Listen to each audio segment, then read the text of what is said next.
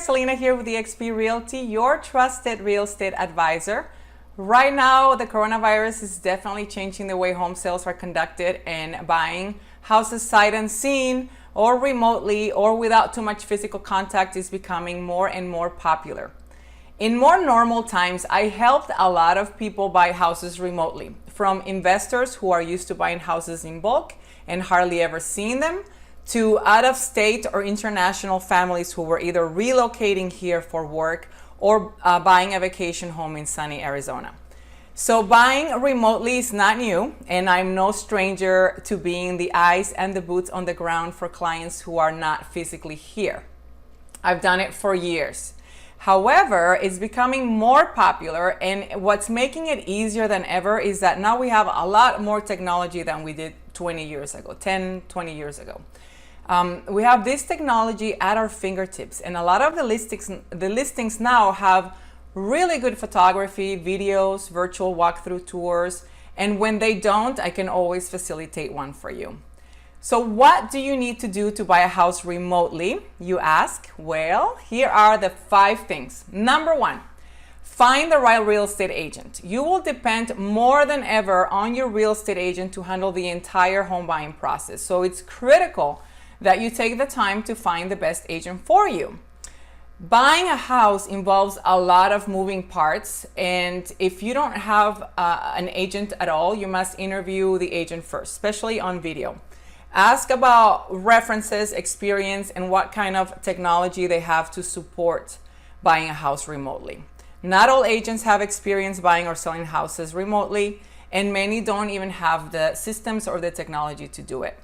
Also, make sure your agent is a full-time real estate agent. Your agent will become your boots on the ground, and there's going to be home inspections and walkthroughs, repairs, coordinating different things. So their availability to handle all of this is very important. A lot of agents have other jobs, or they only do this part-time. So it really matters that your agent does this full-time and not as a hobby. So number 2, share your wish list to your agent. Don't assume that your real estate agent can read your mind. The more you share, the better, because at the end, the house that you're gonna end up buying will probably not have all of the things that on your wish list, but it will be the right house for you. And how your agent know that is because you were sharing. The more you share, the more you reveal about your pros and cons and what you like and what you don't like, then your realtor, who has a lot of experience and who's in tune, can easily find what you're looking for without you realizing that that was what you were looking for all along. So I hope that makes sense. So stick to the things that really matter: size, location, and leave out minor details such as paint colors. Those things are really easily fixed and modified. So if you have any deal breakers, definitely let your agent know beforehand so you don't waste a lot of time looking at the wrong property. So that's all I wanted to say there. Number 3, trust your real estate agent's judgment. So this goes hand in hand with the things I mentioned before. If you already went through the trouble of making sure that your agent was a good fit for you, they are experienced, come recommended, and they're intuitive, have done this buying remotely. Just trust their judgment, because they do this every day for people. And also they know the town better than you do. So sometimes a house can look great in the picture, but when you show up in person, it's like, wah, wah, wah. Not at all like in the picture, right? Has that happened to you? And sometimes, even from across the street, I already say to myself, they will not gonna like this house. So it's really important that to have somebody that you trust goes in there, because there's things that don't show up in pictures, such as weird smells and energies, traffic noise, neighborhood noise, just like vibes that your real estate agent can tell you. Anyway, number 4, hire the right team. It's not just about the real estate agent, it's also about your home inspector, because right after the contract is accepted is inspection time. So it's important to do a lot of video walkthroughs.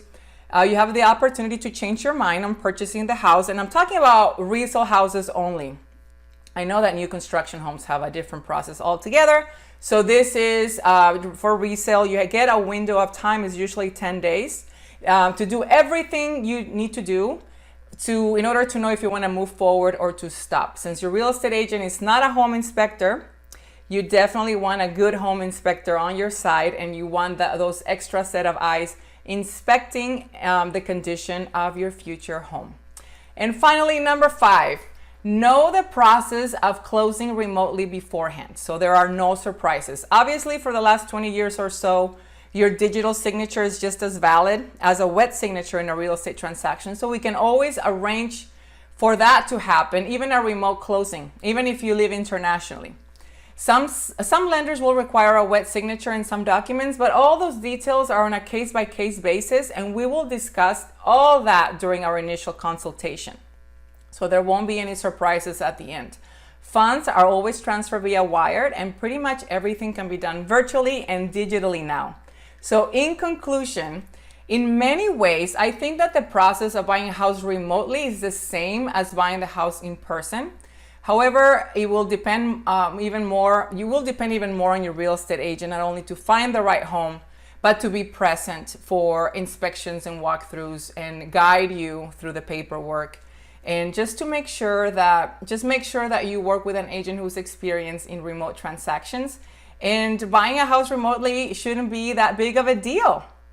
So there you have it. I hope this was helpful. And let me know in your comments below if you have any questions, and you can always send me a direct message. Thank you and have a great day.